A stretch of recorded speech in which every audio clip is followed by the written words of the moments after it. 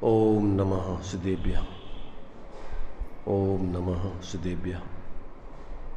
ओम नमः सिद्धेभ्यः। मंगलम भगवान वीरो मंगलम गौतमो मुनि मंगलम कुंद कुंदाद्यो जैन धर्मोस्तु मंगलम सर्वमंगल मांगल्यम सर्वकल्याणकारकं प्रधानं सर्वधर्माणां जैनं जयतु शासनं जैनं जयतु शासनं वन्दितु सर्वसिद्धे ध्रुवमचलमणोभवं गतिं पथे मोक्षामि समय पाहुर मिणमो सुध केवली भणिनम नमः समय साराय स्वानुभूत्या चकाशते चित्सुभावाय भावाय सर्वभावान्तरच्चिदे।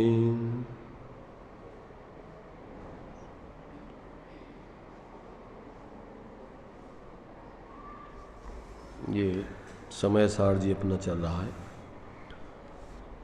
विषय परिशिष्ट में 47 शक्तियों के स्वरूप को समझने का यहाँ पर चल रहा है।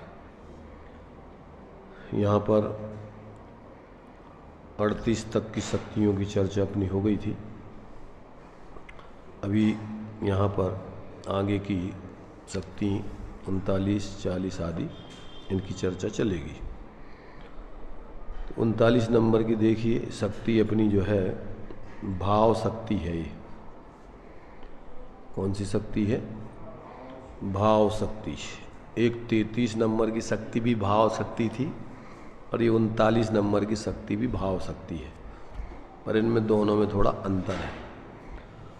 जो 33 नंबर की भाव शक्ति थी वो तो प्रत्येक द्रव अपनी सुनिश्चित वर्तमान पर्याय से युक्त होता ही है, उसमें ये कहा गया था।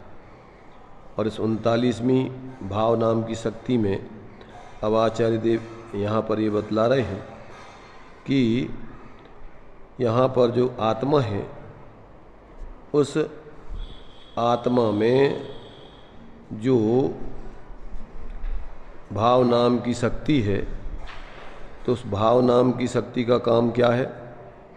मैंने जो 33 नंबर की भाव नाम की शक्ति थी तो उसमें तो क्या बतलाया था?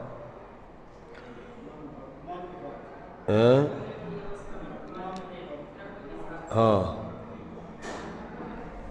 उसमें तो एक वर्तमान में जो एक पर्याय होती है वो सुनिश्चित पर्याय उससे युक्त होता ही है। और यहाँ पर यह बताया जा रहा है कि ये आत्मा में कारकों की क्रिया से निरपेक्ष ऐसी भाव रूप एक शक्ति है, भवनमात्र। देखो उसकी पहले संस्कृत में आचार्य अमृतचंद देव ने जो दिया है, कारकानुगत क्रिया निष्क्रांत भवन मात्रमयी भाव शक्ति। इसमें क्या बतला रहे आचार्य देव? कर्ता कर्म आदि कारकों के अनुसार जो क्रिया होती है उससे रहित भवन मात्रमयी यानी होने मात्रमयी ऐसी जो एक भाव नाम की शक्ति है वो आत्मा।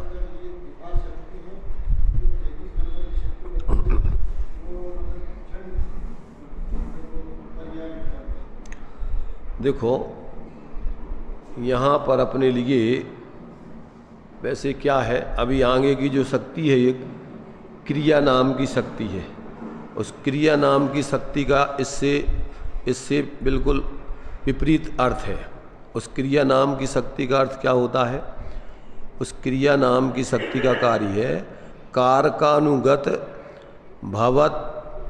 भवत्ता रूप भावमयी क्रिया शक्ति। तो इसमें तो जो है 60 कारकों के रूप में परिणमन हो रहा है और उसमें 60 कारकों से रहित ऐसी भाव मात्रमयी शक्ति है वो। तो यहाँ पर जो दिया हुआ है कि होने पन रूप नहीं, यहाँ पर जो 40 नंबर की शक्ति है कारकों के अनुसार परिणमित होने रूप भावमयी क्रिया शक्ति। यहाँ षट कारकों के अनुसार होने रूप क्रिया शक्ति है और वहाँ पर जो है षट कारकों से रहित भावमयी वो जो है भाव शक्ति है। तो वहाँ पर जो है कर्ता कर्म आदि कारकों के अनुसार जो क्रिया उससे रहित भवन मात्रमयी होने मात्रमयी भाव शक्ति है। अब उसको अपन देखो थोड़ा स्वरूप को समझें, इसमें क्या कहना चाह रहे हैं कि एक तो आत्मा में चूंकि क्या है विकारी परिणाम भी होता है। क्या होता है? विकारी परिणाम।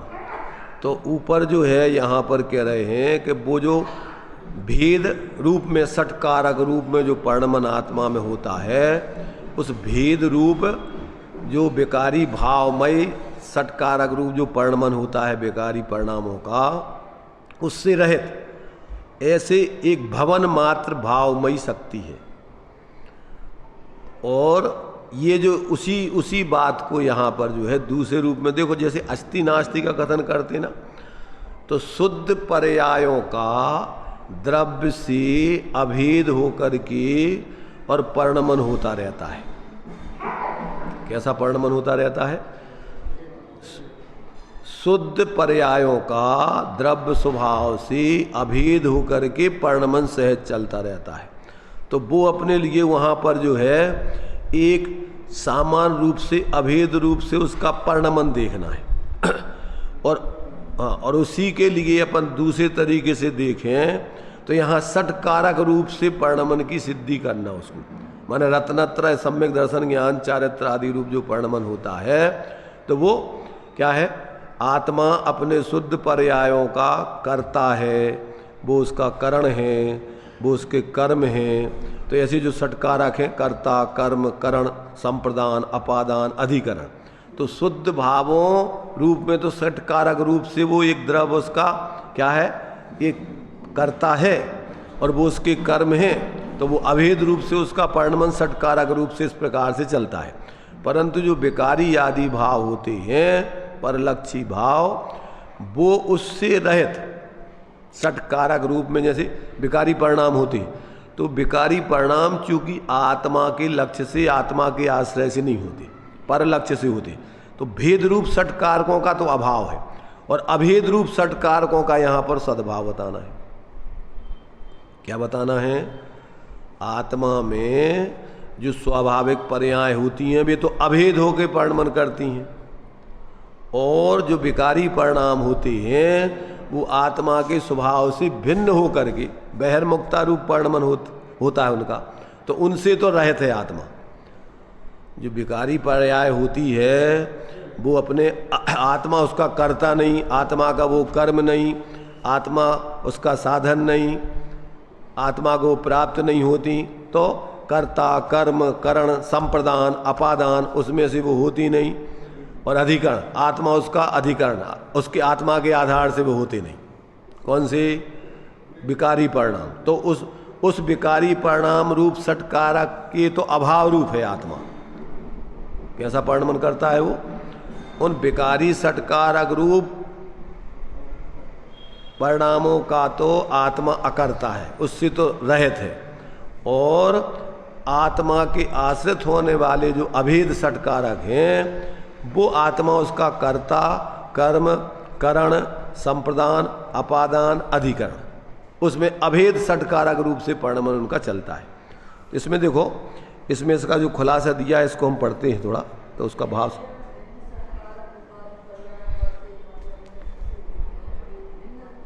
भिन्न षटकारक रूप उसका पर्याय का परिणमन कहलाता है। और यहाँ दूसरे में क्रिया रूप जो यहाँ पर जो है शक्ति है उसमें अभिन्न षटकारक सिद्ध किए गए और उसमें जो है भिन्न षटकारक रूप भाव माने उस भाव से तो आत्मा कैसे रहित है। आत्मा भिन्न षटकारक रूप क्या है? उनका कर्ता नहीं, वो कर्म नहीं, करण नहीं, कर्ता कर्म करण संप्रदान नहीं, अपादान नहीं, अधिकरण नहीं, तो उससे तो रहित है वो, क्योंकि वो पराश्रय से होती है और वो आत्मा का वास्तव में कर्म नहीं है। आत्मा का मूल कर्म क्या है? जो स्वाश्रित परिणाम होते हैं वो ही उसके कर्ता, माने उसका ही आत्मा करता है, वो ही उसके कर्म है, वो ही वास्तव में उसी कारण, वो उसी के आधार से होते हैं। तो ये षटकारक रूप अभेद षटकारक हैं, वे तो उसका तो आत्मा करता है, और जो भिन्न षटकारक रूप होते हैं उनका अकर्ता है। तो हाँ, उस रूप नहीं है वो। तो ऐसा जो ऊपर दिया हुआ है पहला 39 नंबर का, कि कर्ता कर्मादि कारकों के अनुसार जो क्रिया उससे रहित भवन मात्रमयी, होने मात्रमयी भाव शक्ति है ये। तो माने विकारी परिणामों के षटकारक से तो रहित अपने स्वभाव के भवन मात्रमयी है, और जो अपने स्वाश्रित षटकारक रूप परिणाम है 40 नंबर की शक्ति, तो कारकों के अनुसार परिणमित होने रूप भावमयी क्रिया शक्ति है। तो उस रूप तो है। अब इसमें इन्होंने जो देखिए खुलासा किया है, उस खुलासा को हम इसमें पढ़ते हैं तो उसका भाव समझ में आएगा। कारकों के अनुसार होने वाली क्रिया से रहित भवन मात्रमयी भाव शक्ति है, और कारकों के अनुसार परिणमित होने रूप भावमयी क्रिया शक्ति है। देखो, यह भाव शक्ति कारकों के अनुसार होने वाली क्रिया से रहित मात्र होने रूप है, और क्रिया शक्ति कारकों के अनुसार परिणमित होने रूप है। भाव शक्ति यह बताती है कि आत्मा रागादि विकारी भावों के षटकारकों से रहित है, और क्रिया शक्ति यह बतलाती है कि सम्यक दर्शन आदि निर्मल पर्यायों के षटकारकों से आत्मा सहित है। तो अब यहाँ पहले जो 33वें नंबर की शक्ति भाव शक्ति थी, और यह 39वें नंबर की जो भाव शक्ति है, कहते हैं दोनों के नाम तो एक से ही हैं, पर दोनों में मूलभूत अंतर क्या है कि 33वीं भाव शक्ति में यह कहा था कि प्रत्येक द्रव अपनी सुनिश्चित वर्तमान पर्याय से युक्त होता ही है, और इस 39वीं भाव शक्ति में यह बतलाया जा रहा है कि यह आत्मा कारकों की क्रिया से निरपेक्ष है। कैसी है वो? उन कारकों की क्रिया माने विकारी परिणाम आदि के षटकारकों की क्रिया से निरपेक्ष है। अब भावादि 6 शक्तियों के विवेचन से यह स्पष्ट हुआ था कि प्रत्येक द्रव्य की प्रत्येक पर्याय पर की अपेक्षा बिना स्वयं की योग्यता से स्वसमय में प्रकट होती ही है। यहाँ तो सामान्य रूप से पर्यायों का स्वरूप बता रही है। इस प्रकार वह पर कारकों से निरपेक्ष है, और अब इस 39वीं भाव शक्ति में प्रत्येक समय की प्रत्येक पर्याय को अभिन्न षटकारकों से भी निरपेक्ष बताया जा रहा है। क्या बताया जा रहा है? माने यहाँ पर जो है, जो 39वें नंबर की भाव शक्ति है, तो यहाँ पर कहती है प्रत्येक समय की प्रत्येक पर्याय को अभिन्न षटकारकों से भी निरपेक्ष बताया जा रहा है। अभिन्न षटकारकों से भी निरपेक्ष बताया जा रहा है, मतलब क्या? यानी जो विकारी परिणाम रूप षटकारक होते थे, वे वास्तव में होते तो आत्मा ही में थे, उसका कर्ता पर नहीं था, परंतु वो कैसे थे? वे अपने आत्मा के स्वरूप से भिन्न षटकारक रूप परिणाम थे। वे आत्मा से उसका अभेदपना नहीं था, है? अब यहाँ क्या कह रहे हैं कि यहाँ अभिन्न षटकारकों से भी निरपेक्ष बताया जा रहा है। ध्यान रहे, यह अभिन्न षटकारकों से निरपेक्षता विकारी पर्याय संबंधी ही ग्रहण करना, क्योंकि सम्यक दर्शन आदि निर्मल पर्यायों से सापेक्षता अगली क्रिया शक्ति में स्पष्ट की जाएगी। क्या बताया जाएगा? यहाँ पर तो जो 39वीं शक्ति में जो अपने लिए बताया जा रहा है कि षटकारकों से निरपेक्ष विकारी पर्याय संबंधी ही ग्रहण करना है। यहाँ पर जो विकारी पर्याय रूप परिणाम आत्मा में होते हैं, तो उन षटकारकों से क्या है? भिन्नता बताना है आत्मा की। हाँ, मानो उनसे निरपेक्ष, क्योंकि सम्यक दर्शन आदि निर्मल पर्यायों से सापेक्षता अगली पर्याय माने क्रिया 40वीं शक्ति में बताई गई है यहाँ पर। यद्यपि 39वीं शक्ति में विकारी अविकारी पर्याय संबंधी कोई उल्लेख आचार्य देव ने नहीं किया है। सामान्य रूप से ही अभिन्न षटकारकों से निरपेक्षता का कथन है। तथापि 40वीं शक्ति में निर्मल पर्याय संबंधी अभिन्न षटकारकों की सापेक्षता का कथन होने से यह सहज ही फलित हो जाता है कि 39वीं शक्ति में विकारी पर्यायों की निरपेक्षता ही समझना चाहिए। क्या समझना चाहिए? विकारी पर्यायों के षटकारकों से निरपेक्ष समझना चाहिए। इस प्रकार इन भावादि शक्तियों में पर से निरपेक्षता और विकारी पर्याय इस प्रकार इन भावादि शक्तियों में पर से निरपेक्षता और विकारी पर्यायों से निरपेक्षता बताकर निर्मल पर्यायों संबंधी षटकारकों की सापेक्षता का निरूपण है। इनमें जो भावादि शक्तियां हैं उनमें। इसके बाद षटकारकों संबंधी कर्म शक्ति, कर्ता शक्ति, करण शक्ति, संप्रदान शक्ति, अपादान शक्ति और अधिकरण शक्ति, इन 6 शक्तियों का निरूपण होगा और उसके बाद संबंध शक्ति की चर्चा करेंगे। माने आगे की अब जो और 7 शक्तियाँ रह जाएंगी, 40 के बाद 7 शक्तियाँ और 47 शक्तियों की चर्चा कर रहे हैं। तो उनमें अब क्या बता रहे हैं? उनमें कर्ता, कर्म, करण, संप्रदान, अपादान, अधिकरण, ये 6 शक्तियाँ और फिर इसके बाद उसमें संबंध इनका आपस में क्या है, इनका निरूपण होगा। उक्त 39वीं और 40वीं शक्तियों को यहाँ पर विशेष स्पष्टीकरण उसका इस प्रकार है। अभी तक 38 शक्तियों का वर्णन हुआ है। अब 39वीं भाव शक्ति में विकारी 6 कारकों का अभाव बतलाते हैं और फिर 40वीं क्रिया शक्ति में स्वभाव रूप 6 कारक बतलाएंगे और उसके बाद कर्ता, कर्म, करण, संप्रदान, अपादान, अधिकरण तथा संबंध, इन 7 शक्तियों का आत्मा के स्वभाव रूप से वर्णन करके आचार्य भगवान 47 शक्तियों का कथन यहाँ समाप्त करेंगे। अब कैसा है आत्मा, कैसी है आत्मा की भाव शक्ति?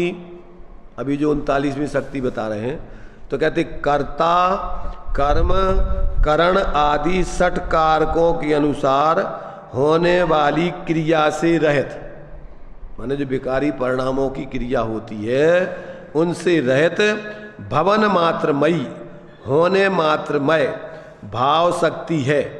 पहले 33वें बोल में भाव शक्ति का कथन किया था, वहाँ तो अवस्था की विद्यमानता बतलाई थी और यह भाव शक्ति उससे भिन्न है। इस भाव शक्ति में कारकों से निरपेक्षपना बतलाते हैं, यानी सुखी होने के लिए दुख दूर करके सुख कहाँ से ढूंढें, तो उसकी यह बात यहाँ पर चल रही है। तो कहते हैं भाई तेरा सुख तुझ में है और तू ही स्वयं 6 कारक रूप होकर के सुख रूप परिणमित होने के स्वभाव वाला है। कौन? आत्मा। पर को कारक बनाकर उससे सुखी होना चाहेगा तो कभी भी सुख प्राप्त नहीं होगा। अपने सुखादि भावों के लिए पर को कारक बनाए, ऐसा आत्मा का स्वभाव नहीं है। माने आत्मा पर के अवलंबन से सुखी हो जावे, ऐसा आत्मा में कोई स्वभाव नहीं है। आत्मा के द्रव्य, गुण या पर्याय अपने से भिन्न अन्य किसी कारक के आधार से स्थित रहें, आत्मा का ऐसा पराधीन स्वभाव ही नहीं है। किंतु अन्य कारकों से रहित स्वयं अपने भाव रूप परिणमित होने का आत्मा का स्वभाव है। कैसा स्वभाव है? पहले तो अपने कारक रूप से, माने अपने ही 6 कारक रूप से परिणमन करने का स्वभाव है। आत्मा के शुद्ध भाव का कर्ता। अब यहाँ पर विकारी परिणामों से पृथकता करना है। पहले तो पर द्रव्यों से, पर 6 कारकों से आत्मा की भिन्नता कर दी, तो अपना आत्मा का जो कुछ भी है वो आत्मा ही में होता है। अब चूंकि आत्मा में होता है, पर आत्मा में अनादिकाल से स्वरूप को भूल करके मिथ्यात अज्ञान, कसाय आदि के विकारी परिणाम चल रहे हैं, तो अब यहाँ कहते हैं कि वो भी आत्मा का स्वभाव नहीं है, उससे भी आत्मा का स्वरूप पृथक है और अपनी स्वाभाविक पर्यायों से अभिन्न होकर के ऐसा 6 कारक रूप परिणमन करने का आत्मा का स्वभाव है। तो आगे देखिए, आत्मा के शुद्ध भाव का कर्ता राग नहीं है। राग के माध्यम से आत्मा की पर्याय में शुद्ध भाव हो जाए, क्या ऐसा आत्मा में स्वभाव है आत्मा का? राग करके आत्मा अपने में शुद्ध भाव पैदा कर ले, क्या आत्मा का ऐसा स्वभाव है? तो कहते ऐसा स्वभाव नहीं है। तो आत्मा के शुद्ध भाव का कर्ता राग नहीं है, राग कर्म भी नहीं है, राग करण भी नहीं है, राग संप्रदान नहीं है, राग अपादान नहीं है और राग अधिकरण भी नहीं है। राग क्या है? राग आत्मा के शुद्ध भाव का कर्ता नहीं है, राग आत्मा का कर्म नहीं है, राग उसका करण नहीं है, राग उसका संप्रदान नहीं है और राग अपादान नहीं है, राग अधिकरण भी नहीं है। इस प्रकार वह शुद्ध भाव कारकों के अनुसार होने वाली क्रिया से रहित है। शुद्ध भाव काय से रहित है? इन विकारी परिणामों के षट कारकों से होने वाली क्रिया से रहित है तथा आत्मा स्वयं भी स्वभाव से, यानी ये तो उसके पर्याय में उन विकारी परिणामों का षट कारकों से भिन्नता बता दी कि आत्मा के शुद्ध भाव का कर्ता राग नहीं, वो उसका राग शुद्ध भाव उसका कर्म नहीं, वो उसका करण नहीं, वो उसका संप्रदान नहीं, वो अपादान नहीं, वो अधिकरण नहीं। उसके आधार से, राग के आधार से ये शुद्ध भाव नहीं होती। अब दूसरी बात, तथा आत्मा स्वयं भी स्वभाव से राग का कर्ता नहीं है।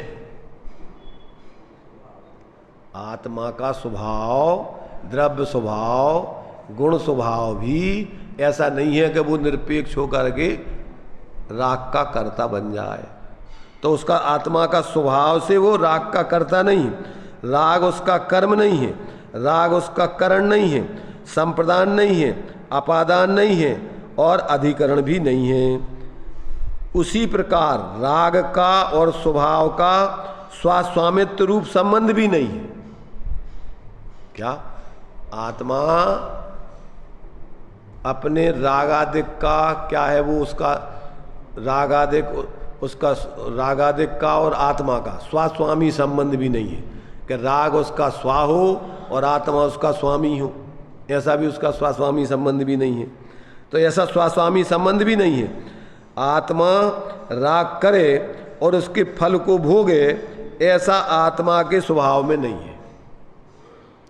आत्मा का स्वभाव, जैसे मान लीजिए पर निरपेक्षपन देखो, सिद्ध भगवान हैं तो क्या सिद्ध भगवान क्या रागादिक को उत्पन्न कर सकते हैं? क्या रागादिक रूप उनके कर्म पर्याय में परिणमन हो रहा है? तो वो रागादिक पना उसका वास्तव में उससे पृथकता आत्मा के स्वभाव की है। माने द्रव्य स्वभाव, गुण स्वभाव और पर्याय का भी स्वभाव रागादिक रूप परिणमन करना नहीं है। अनादिकाल से अज्ञान दशा में स्वरूप को भूलकर पर लक्ष्य से जो रागादिक भाव होते थे, वो तो उसका विकार था, वो दोष था, वो उसका अकर्म नहीं करने लायक कार्य था। माने अपन अगर कोई जैसे जैन है गलत काम करे तो अपन कहते हैं तुम्हारा कर्म है क्या? जैनों का काम है क्या? तो ऐसे ही आत्मा का माने विकारी परिणाम, मिथ्यात्व आदि का परिणाम करना ही उसका कर्म नहीं है। कौन सा कर्म नहीं है? वास्तविक उसका कर्म नहीं। देखो आत्मा का कर्म, जैसे जैनों का कर्म कैसा जीवन जीना है, निर्दोष जीवन जीना है, अहिंसक जीवन जीना है, सप्तव्यसन आदि से रहित जीवन जीना है। जैनों का कर्म और सप्तव्यसन आदि रूप हिंसात्मक जीवन जीना, ये जैनों का कर्म नहीं। ऐसे जीव का कर्म निर्दोष जीवन जीना है, सदोष जीवन जीना, मिथ्यात्व आदि जीवन जीना, ये आत्मा का कर्म नहीं है। तो ये आत्मा राग करे और उसके फल को भोगे, ऐसा आत्मा के स्वभाव में नहीं है। आत्मा का स्वभाव तो ज्ञान और आनंदमय है। आनंद का उपभोग करना ही आत्मा का स्वभाव है। क्या? काय का भोग करना? आनंद का भोग करना, निराकुलता रूप जीवन जीना, वो ही आत्मा का स्वभाव है। आत्मा का स्वभाव ऐसा नहीं है कि वह पर के या विकार के कारकों का अनुसरण करे। माने पर का अनुसरण करके, राग का अनुसरण करके आत्मा परिणमित हो, ऐसा आत्मा का स्वभाव नहीं है। कौन का स्वभाव? आत्मा का स्वभाव। माने आत्मा का स्वभाव माने प्रत्येक जीव का स्वभाव ऐसा नहीं है कि वो पर का अनुसरण करके जिए और राग का अनुसरण करके जिए।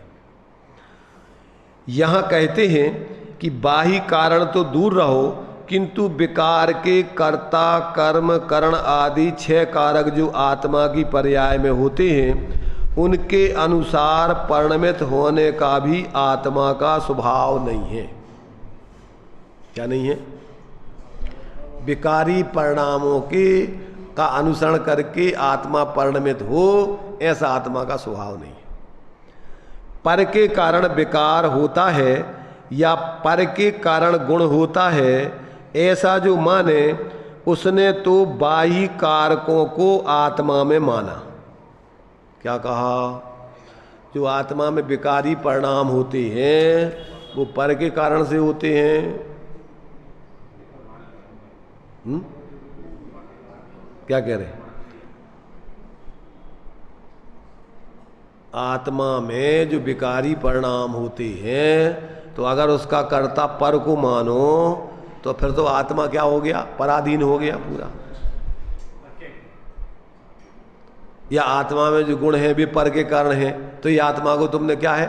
आत्मा को तुमने वास्तव में क्या मान लिया?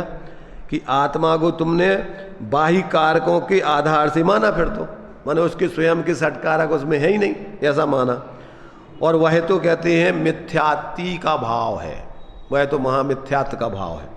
तथा भेद रूप कारकों से विकार रूप परिणमित होता है, ऐसा ही आत्मा को माने और शुद्ध आत्मा को न जाने, तो उसने भी आत्मा के वास्तविक स्वभाव को नहीं जाना है, वह भी मिथ्यात्वी है। 2 प्रकार से अपन को यहाँ समझाया जा रहा है। एक तो भेद विज्ञान 2 प्रकार से किया जाता है। एक तो 2 द्रव्यों में भेद विज्ञान और एक स्वभाव विभाव में भेद विज्ञान। काय में भेद विज्ञान करना? एक तो 2 द्रव्यों का भेद विज्ञान करना। तो 2 द्रव्यों के भेद विज्ञान में तो क्या है कि अपने आत्मा का जो कुछ भी परिणमन हो रहा है वो आत्मा के कारण से हो रहा आत्मा में। विकारी परिणाम का कर्ता भी कौन है? कौन है विकारी परिणामों का कर्ता? आत्मा ही है।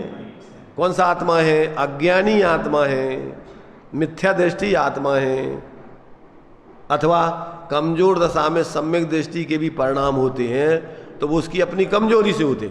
उसका कर्ता भी कर्म नहीं है, पर नहीं है। माने अगर पर को कर्ता माना वो तो मिथ्यात्व ही है।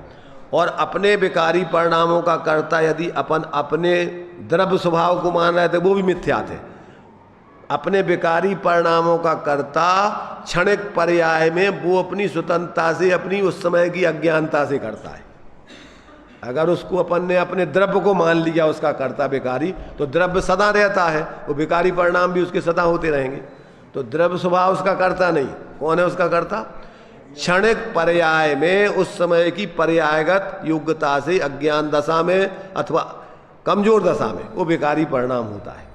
ये ज्ञान हो जाने पर फिर जब अपना वास्तव में मूल स्वरूप तो ये है, अपन अपने स्वरूप को अपना स्वरूप जाने माने और परावलंबन अपन न करें, पर का लक्ष्य पराश्रय न करें, तो विकारी परिणामों का अभाव होकर के निर्विकारी अभेद षटकारकों की प्रक्रिया खड़ी होती है।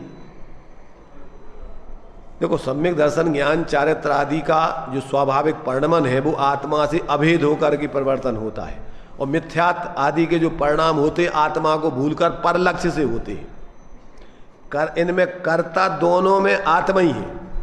विकारी परिणाम कौन पर करा रहा है? क्या कर्म करा रहे हैं अथवा बाहर के संयोग करा रहे हैं? कौन कराता है?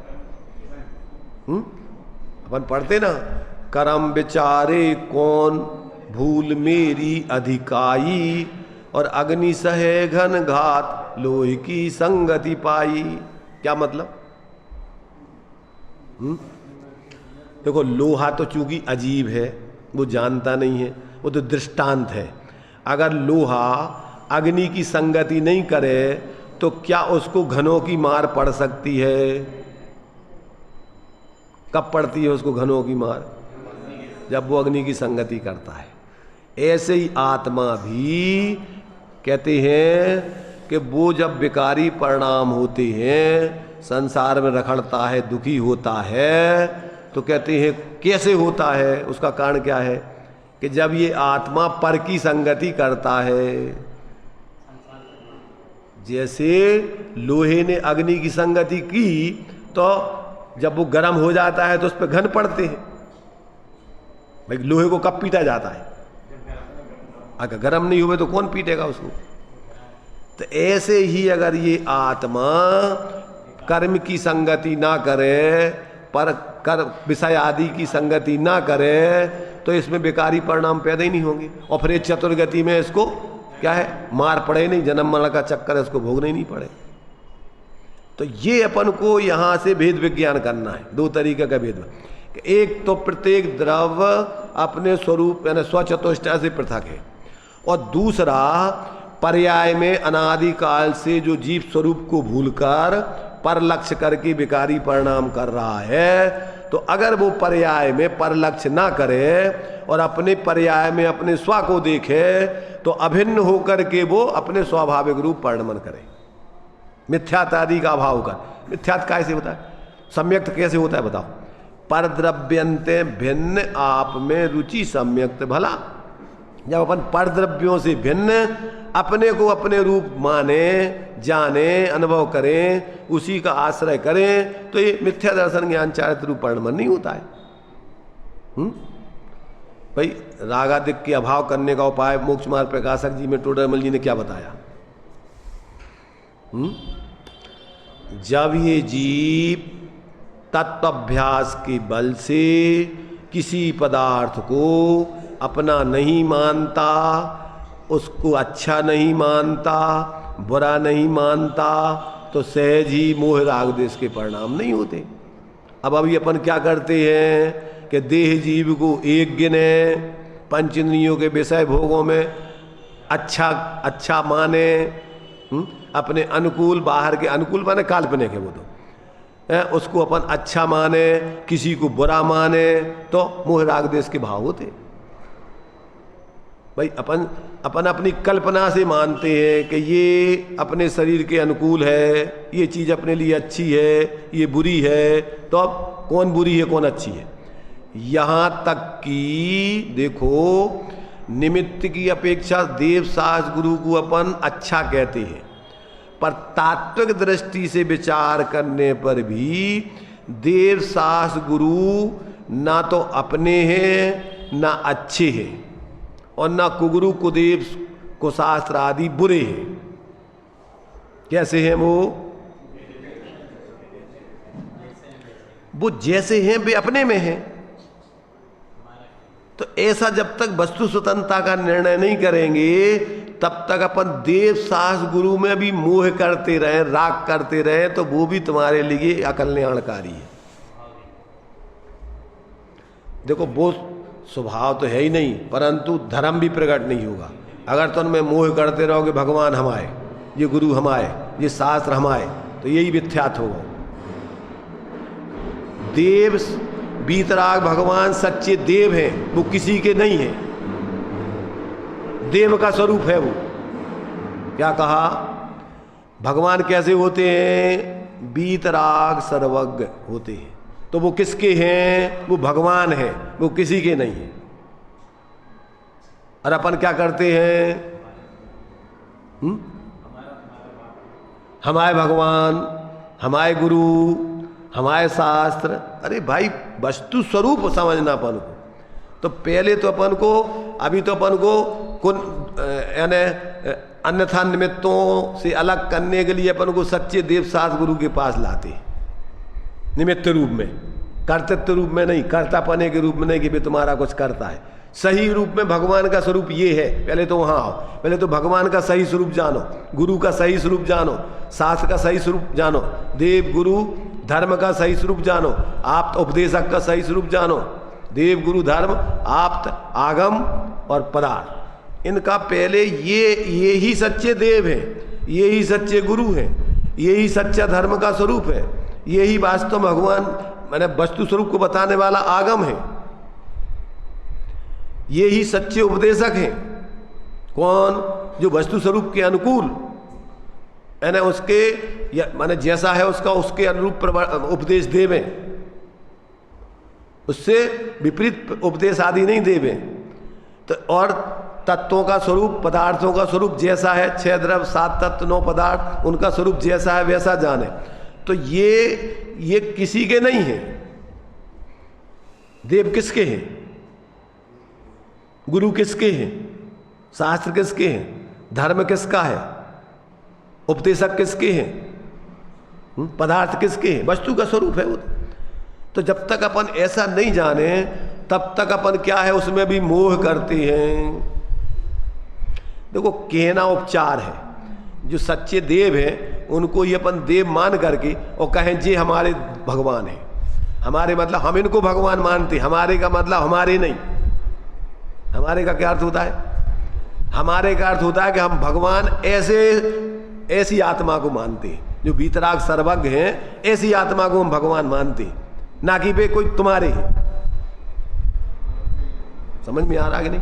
देखो पहले अभी मिथ्यात्व दूर करने के लिए आपको वस्तु स्वतंत्रता का निर्णय नहीं होगा तो अभी अपन को भ्रम में अभी अपन ने एक एक चीज, जैसे कोई भी संप्रदाय है जितने, जैसे आज वर्तमान में अपन ने जो भी संप्रदाय देख रहे हैं वे सब व्यक्तियों के आधार पर अपनी अपनी मानी हुई चीजों के आधार पर, उसके आधार पर धर्म कोई संप्रदाय नहीं है, कोई बाड़ा नहीं है।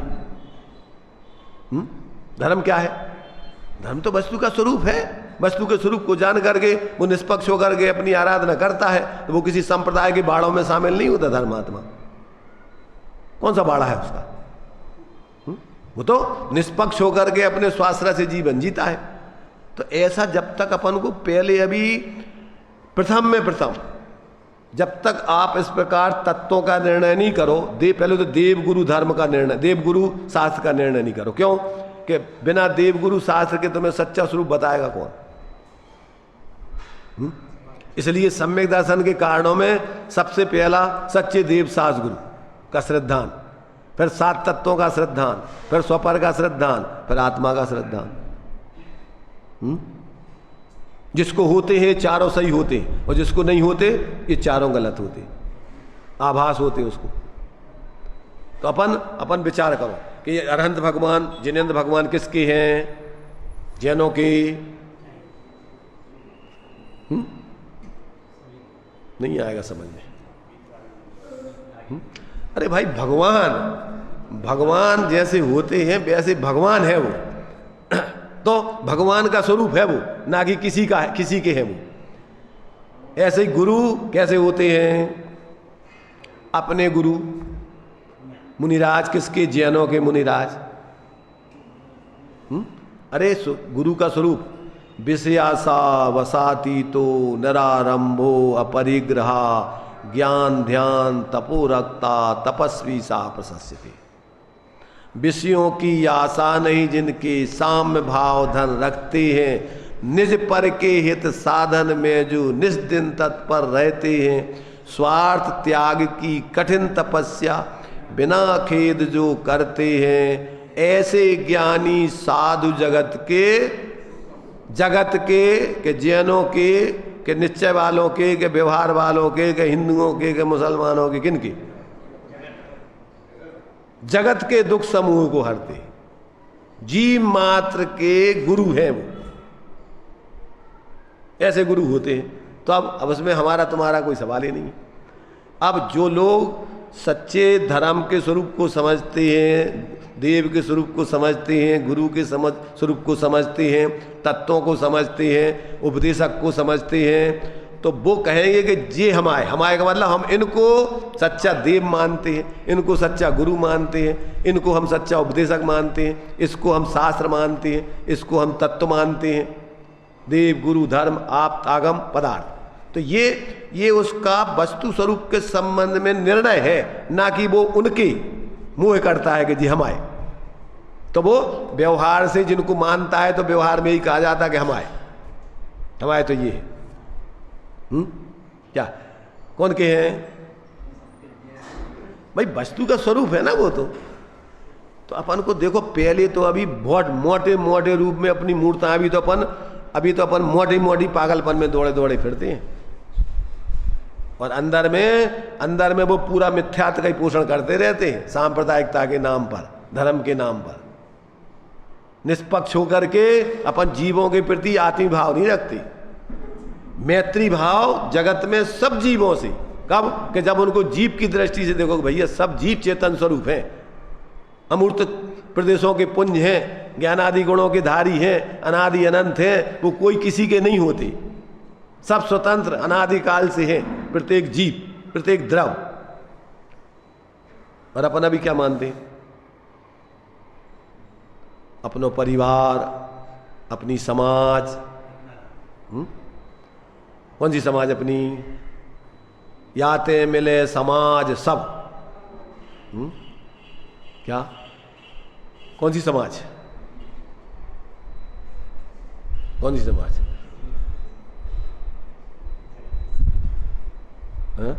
मंगलमय मंगल करण बीतराग विज्ञान, नमो ताई जाते भय अरहंतादि महान, करी मंगल करी हो महा, ग्रंथ करण के काज, याते मिले समाज सब। कौन सी समाज? सारे जीव मात्र इकट्ठे हुए, समझे, सत्य को समझे। और उससे क्या होगा? पावे निज पदराज। जब वस्तु स्वरूप समझेंगे, वस्तु स्वपर का भेद विज्ञान करेंगे, तो पावे निज पदराज, फिर अपने स्वरूप के आश्रय से अपना मोक्ष पद का राज प्राप्त कर लेंगे सब। और उनको यथार्थ समाज, सिद्धों की समाज जो उनकी वास्तव में है, उसमें पहुंच जाएंगे। फिर याते मिले समाज सब, अपना निज पद पा करके उस मूल समाज में पहुंच जाएंगे। देखो भाई, अभी तो पहले अपन को बहुत हिम्मत चाहिए। अपनी मिथ्या मान्यताएं, अपने अंदर के कुसंस्कार, अपने अंदर में विपरीत अभिप्राय जो बना रखे अपन ने अनादिकाल के, और पर्याय में नया गृहित मिथ्या धर्म के नाम पर ग्रहण करते। 24 घंटे अपन एक खाका बना करके एक संकुचित दायरे में जीते बच्चे अपने लोग। उनमें भी फिर देखो एक ही मान लो जिनेन्द्र भगवान के अनुयायी कितने प्रकार के हो रहे हैं। सब जैनों को मानते, श्वेतांबर, दिगंबर, तेरापंथी, 20पंथी, निश्चय, व्यवहार, और उसमें भी फिर कितने कितने प्रकार के सब हैं। और क्या है उनमें? एक दूसरे को आंखों नहीं देखना चाहते। कसायों का मेल नहीं खाता। क्यों? कि कसायों का मेल खा ही नहीं सकता है भाई। कसायों का मेल तो अपने ही परेशान है कसायों से, तो दूसरों से अपना क्या मेल खाएंगे अपन? जब अपने ही से मेल नहीं खाता कसायों का, अपने स्वभाव से मेल नहीं है, तो फिर दूसरों से अपना क्या मेल हो जाएगा कसायों से? इसलिए भाई, जब तक ज्ञान दृष्टि से अपन वस्तु तत्व का निर्णय करके स्वाश्रय पूर्वक जीवन नहीं जिएंगे, तब तक अपन अन्य जीवों के प्रति भी निष्पक्ष होकर के व्यवहार करके उनके प्रति आत्मीयता का भाव रखकर सच्चा सम्यक प्रकार से परिवर्तन नहीं कर सकती। आता समझ में? क्या? पहले तो आप 6 द्रव्य 7 तत्व 9 पदार्थों का स्वरूप समझो। फिर जब 6 द्रव्य 7 तत्व 9 पदार्थों का स्वरूप समझोगे, तो उसमें गुरु का स्वरूप भी आ जाएगा, देव का स्वरूप भी आ जाएगा, धर्म का स्वरूप भी आ जाएगा। 6 द्रव्य 7 तत्व 9 पदार्थों में सब आ जाता है। उपदेशक का स्वरूप भी आ जाएगा उसमें, जो ऐसे इन तत्वों के बारे में सम्यक प्रकार निरूपण करे, वही सच्चा आप थे, उपदेशक है। वो इन 7 तत्वों को जाने कि आत्मा की शुद्ध अवस्था ही पूर्ण सुखरूप दशा है, और यही पूर्ण वास्तव में क्या है? निर्दोष दशा है, वही अरहंत सिद्ध की दशा है। इसके अलावा और कोई देव कोई बैठे थोड़ी है कहीं और। तो यहां अपन को ये बता रहे हैं कि भिन्न सट कारकों से रहित ऐसे भावमयी एक आत्मा में शक्ति है। विकारी परिणामों के भिन्न सट कारकों से रहित ऐसे अपने भवन मात्र भावमयी एक शक्ति है। और अभिन्न सट कारकों से अभिन्न एक क्रियामयी शक्ति है। भावमयी एक क्रियामयी शक्ति है। कौन सी शक्ति है ये? क्रिया शक्ति है ये। तो ये अपन को जो है, देखो, रागादि कारकों का अनुसरण किए बिना ही स्वयं शुद्ध भाव रूप परिणमित होने का आत्मा का स्वभाव है, उसे यह भाव शक्ति बतलाती है। क्या बतलाती है? कौन सी शक्ति को बतलाती है? रागादि कारकों का अनुसरण किए बिना ही स्वयं शुद्ध भाव रूप परिणमित होने का आत्मा का स्वभाव है उसे यह भाव शक्ति बतलाती है। कैसा स्वभाव है आत्मा का? विकारी परिणामों से रहित ऐसे शुद्ध भावमय परिणमित होना, ये भाव शक्ति बतलाती है आत्मा का स्वभाव।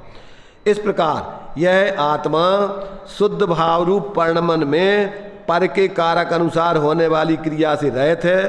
पर के कारक अनुसार होने वाली जो विकारी क्रिया उससे रहित शुद्ध भाव रूप भवन मात्र शक्ति वाला आत्मा है।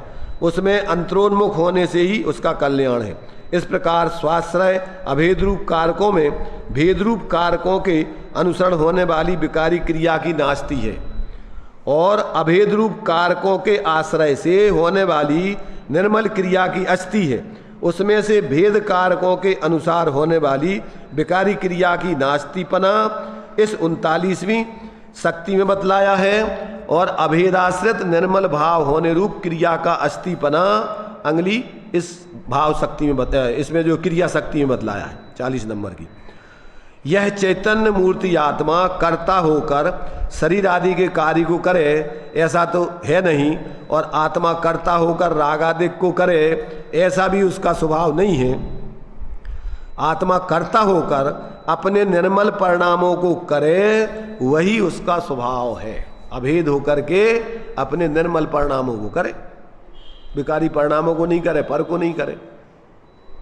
जब तक ऐसा अंदर में अपने स्वास्थ्य ऐसे जीव को ऐसा अपने स्वरूप का बोध नहीं होता तब तक वो मिथ्या कल्पनाओं में जीता रहता है रात दिन, चाहे लौकिकता के नाम पर हो चाहे धर्म के नाम पर हो, सब भ्रम रूप परिवर्तन करके मिथ्यात्व का ही पोषण करता है। क्या कहा? सुखी होने के लिए अपन को क्या करना?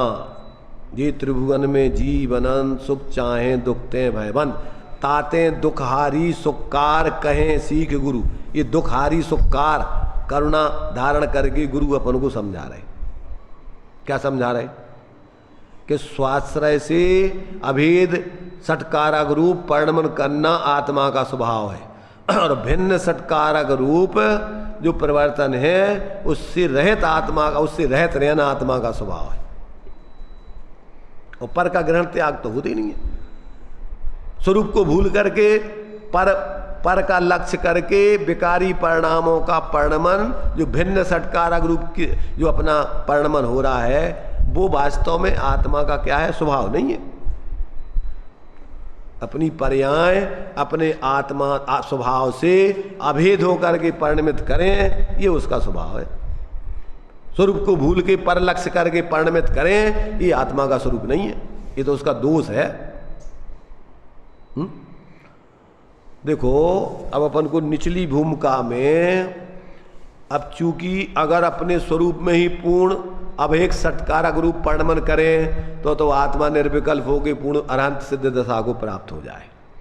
परंतु अब जब अभिन्न षटकारक रूप अपनी आत्मा की श्रद्धा ज्ञान और गुणस्थान प्रमाण लीनता होती है तो कमजोरी बसात अभी उसके क्या होते हैं? अस्थिरता जन रागादिक के भाव तो होते हैं, पर वो गुणस्थान प्रमाण अपनी मर्यादा का उल्लंघन नहीं करते। उसके मिथ्यात अज्ञान के भाव नहीं होंगे, उसके गुणस्थान प्रमाण अनंतान मंदी आदि कसाय के भाव नहीं होंगे। कैसे भाव होंगे? जो कसाय है ही नहीं तो उस जाति के भाव कैसे होंगे? जो मिथ्यात है ही नहीं तो ऐसे भाव कैसे होंगे? जो मिथ्या ज्ञान है ही नहीं उस प्रकार का सोच कैसे होगा?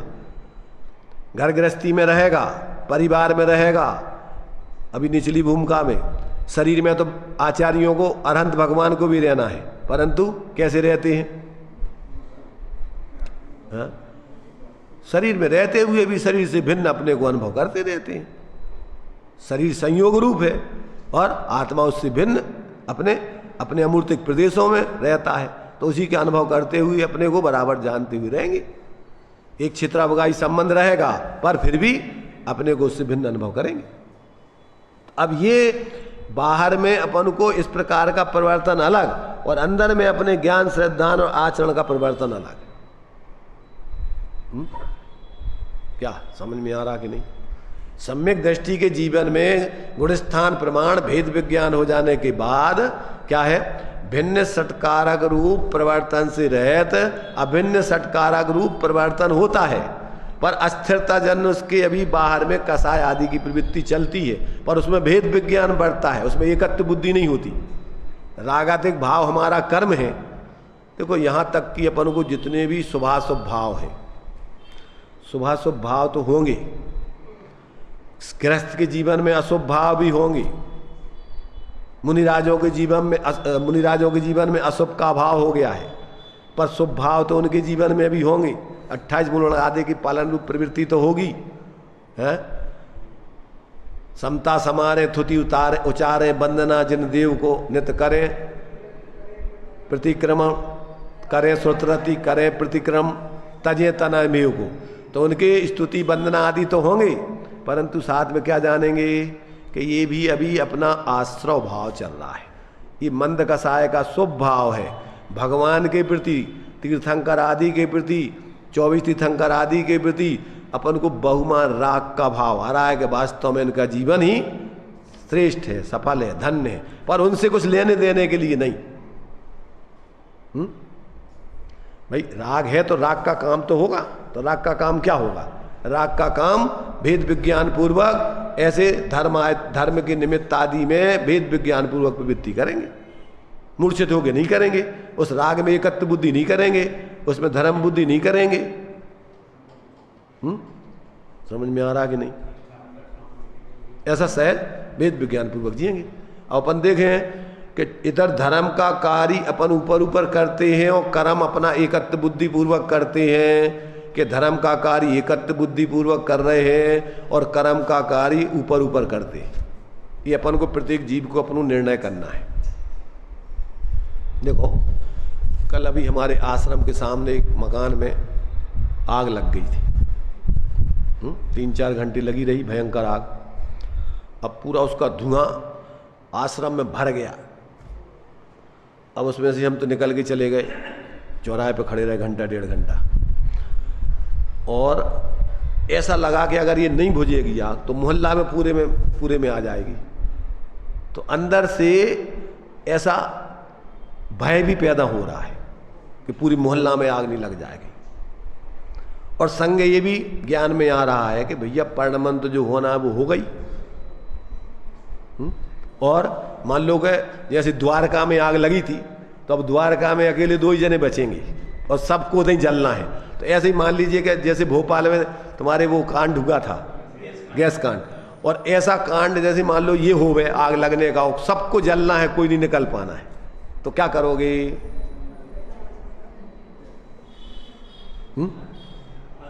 क्या करोगे बताओ? देखो द्वारका में भी सब प्रकार के लोग थे, किन्हीं लोगों ने तो सब अन्न जल त्याग करके, चतुर्वेद आहार आदि का त्याग करके समाधि कर ली थी उसी समय, समझ रहे ना? कोई लोग तो पहले दीक्षा लेके, पता पड़ा था दीक्षा लेके चले गए छोड़ करके, कुछ लोग अब पता रह गए जिनको नहीं जान पाए, तो उसी वहां समझ में आ गया कि अब नहीं बच पाएंगे, तो क्या किया? कुछ नहीं, अपना कुछ है नहीं, जो सम्यक दृष्टि थे उन्होंने उसी समय अपने सब प्रकार के विकल्पों को छोड़कर और अपने स्वरूप की आराधना करते हुए और तत्व का विचार करते हुए, पंच परमेष्टि की आराधना आदि करते हुए और सहज समाधि कर ली। और कुछ लोग आर्तरोध ध्यान करके, घबरा करके, चीख चिल्ला करके और फिर आर्तरोध ध्यान करके मरेंगे। मरना तो है ही, अब निकलना तो है नहीं, और मरना है व्यवहार से, वास्तव में तो अपन को मरना तो है नहीं, पर्याय से पर्यांतर होना है। तो अब देखो ये ज्ञान में चलता है, और चारित्र में अभी परिणति पैमान उतना जुड़ान भी होता है और उतनी शांति भी बढ़ती, दोनों चीजें चल रही।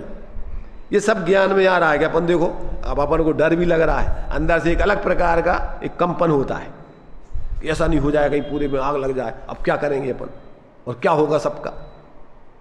तो देखो ज्ञान में बढ़तेगा, पर साथ में तत्व ज्ञान होने से वैसा एकदम भयभीतपना और एकांत से बिल्कुल अंदर से बिल्कुल भयभीत होकर के आदमी पागल जैसी स्थिति नहीं बनेगी।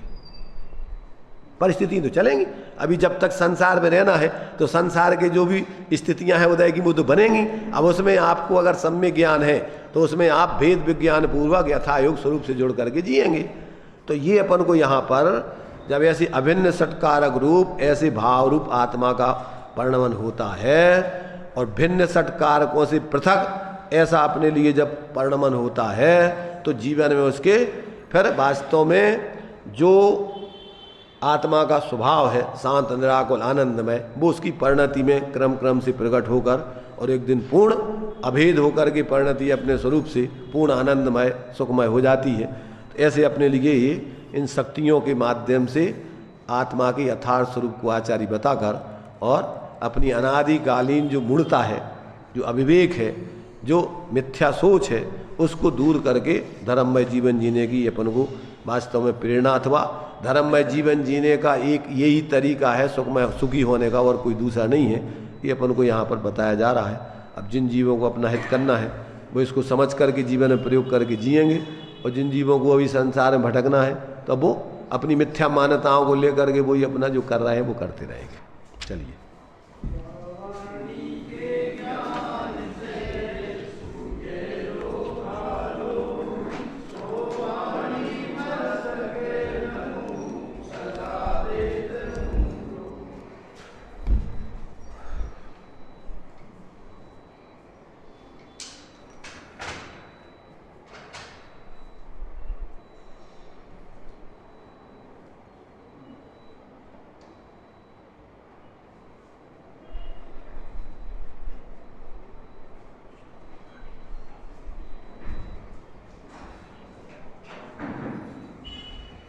द्वादशांग निर्माणी माता।